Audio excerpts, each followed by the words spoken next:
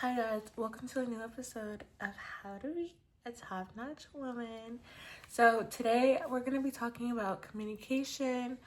I'm going to be explaining things that I've learned that help me communicate better and how you can use God in your everyday communication style to not only have more people that are interested in what you talk about, but people that are also interested in what you believe. So I learned that growing up, I always used to be quiet. I was a quiet type. I was always a quiet type. I kind of look like I'm a quiet type, but I wouldn't say that I'm completely so quiet. Like, I really take time to communicate with people that actually genuinely want to communicate with me. They don't judge me wrongly and have thoughts that actually do not align with my mindset. And it just doesn't have consistent actions that actually stand up and prove what they claim about me.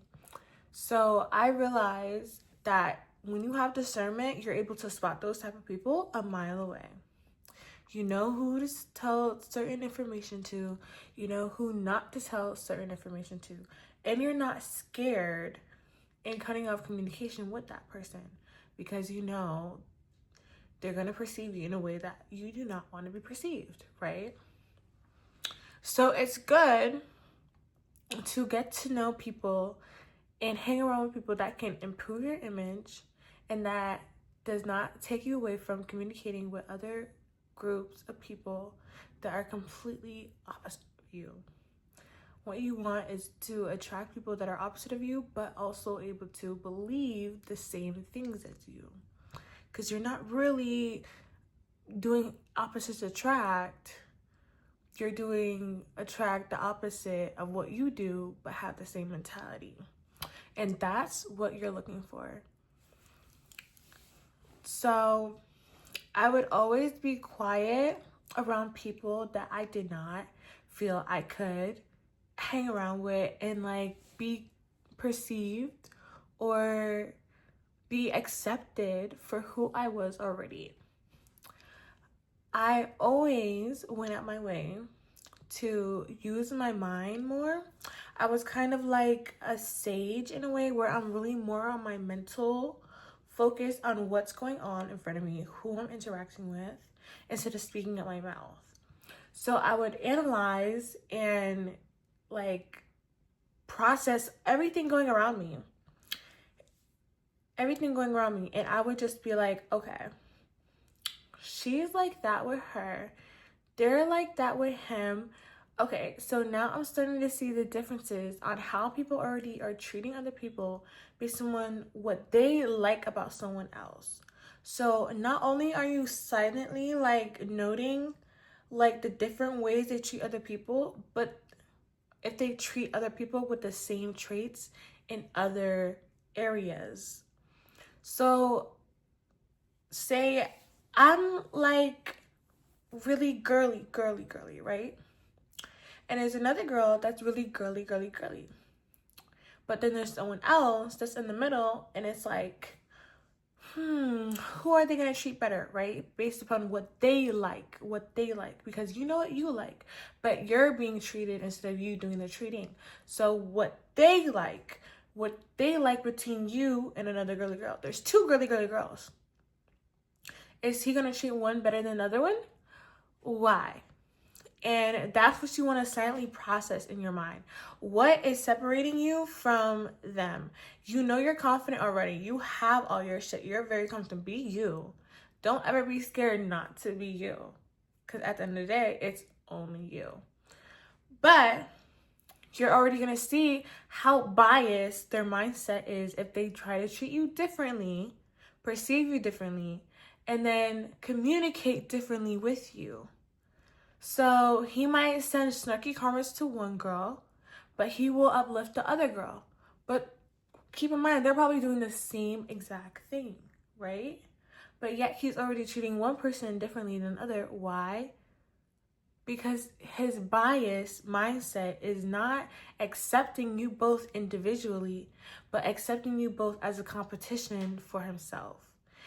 And whoever lets him in the easiest is the one he's obviously going to choose the best. Why? Because he wants to have lineage control over either you or him, either her or you. So it's also about just being able to acknowledge that that's how people think sometimes. And you have to internalize that's why people are so discriminated against in society. Their communication ways is always starting from their mind. How they see the world is rule number one to communicate. When a baby is born, the first way to communicate is not by crying, but is literally by seeing what's around them, visualizing and having stimulating like visuals around them. When you bring the baby home, it's looking at his parent. It doesn't know what to do. It doesn't know to cry, scream, pout. It doesn't know what to do. It's literally just staring, right? And that's visual concept. That's literally a baby internalizing the conversation way of seeing, right? One of the senses. So when you get to a level in your life, you're going to be able to see people have a tendency to be biased. People have a tendency to be contradicting, but people also have a tendency to be insecure. So it's good to be confident so you don't end up insecure and you start judging and silently criticizing yourself just for being you. Because at the end of the day, you can change whatever you can change. But in the beginning of the day, you're still going to be you. Like, you came out to be you. You came out to be who you want to be, who you are. Not how you can improve your look to fit someone else's narrative of someone else. Because you have to design your own narrative. You can't have anyone design your own story. You are your story creator. You are destined for what you want for your life, not what anyone else wants for your life. And don't think that you being destined to do whatever you want for your life, you can have automatic control over anyone else's life. Because there's 8 billion people in the world. 8 billion people are not telling like the other 8 billion people in the world, 1 out of 8 billion people in the world, what to do. They're not doing that. They're not trying to go out and control your life. If they are, it's automatically going to fail because everybody is making their own narrative. It is their own life. Therefore, you cannot overstep a boundary that is not for you to step in.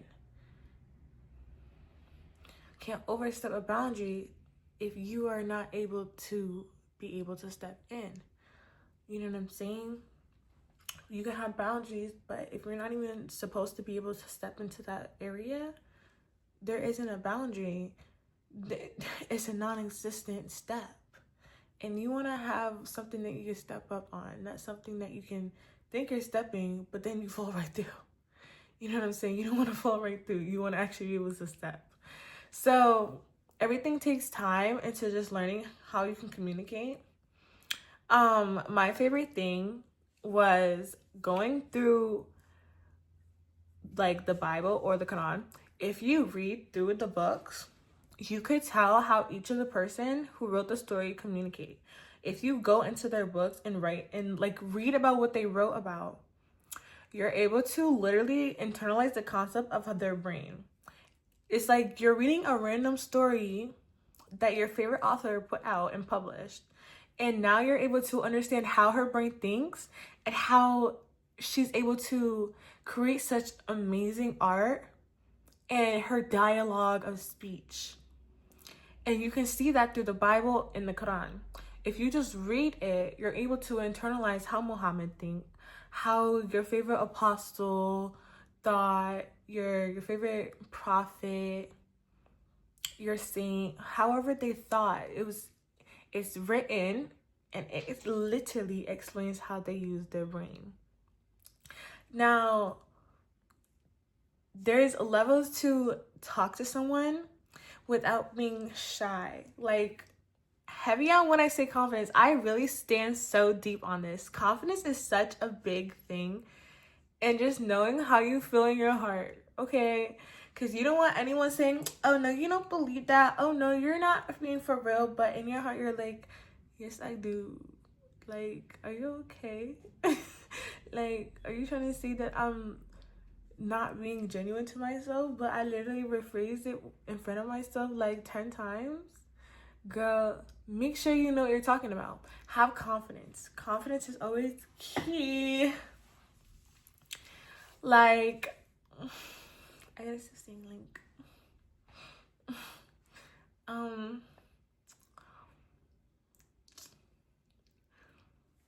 like let's think about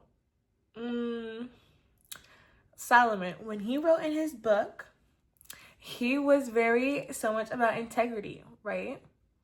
But integrity, he felt that it was such a necessity in his life, but yet he was still caught up on other worthy dreams, money, and finding someone that's a wife. He kept talking about women, but yet he was still in the process of obtaining a wife. So you see, you're able to see the mental idea in his mind where he wants to create a book that can be passed down to his kids into the world, but he doesn't really want to read it himself. And you can tell because he would talk about many things, but if it was today, he would most likely change a lot of things that he put in his book. So it's about you're really able to read what the author wrote and then get a sense of their mentality by how they write and what they write about. That's the same thing when you're having a conversation. You're able to internalize and process their mentality without becoming their mentality in the process of it. And you're seeing the differences on how they communicate to some people versus how they communicate about themselves. They could be like, oh, I don't like looking in the mirror. I don't like looking at myself. But you're so beautiful. You're so gorgeous. That's how they could act. You know you're beautiful already. So you wouldn't go out your way and be like, oh yeah, I'm so ugly. I don't like looking at my mirror. My mirror is ugly. No, you don't want that. Okay? Communicate confidently. I like looking at myself in the mirror. I love myself. If I don't like something, I can go my way to change it and I can better myself so I feel more confident in my skin. Easy. Simple. But people don't do that. They will generally go out their way to be like, I don't like my mirror. No, when I walk in my mirror, I puke. They want to make it a joke, but their joke really affects their brain. So it's really good to make jokes that are not going to negatively affect your brain as well. It's all in the process of being a mature adult and gaining a clear sense in your frontal lobe. Like, I guarantee that's the most attractive thing on a person. A mature frontal lobe that's able to be so direct and disciplined, honestly. And we are still lacking a lot of people 40 years old, even higher, still with a frontal lobe muscle developed, but the information isn't really sticking and landing on the frontal lobe. Like, they're not learning anything new and their brain is deteriorating. And that's what we want to avoid. We want to avoid a brain deterioration, okay? So it's just good to have maturity and confidence so your frontal lobe cannot be restricted into what you are able to bloom about yourself in the world. That's all for the video. Thank you guys so much for watching. Bye.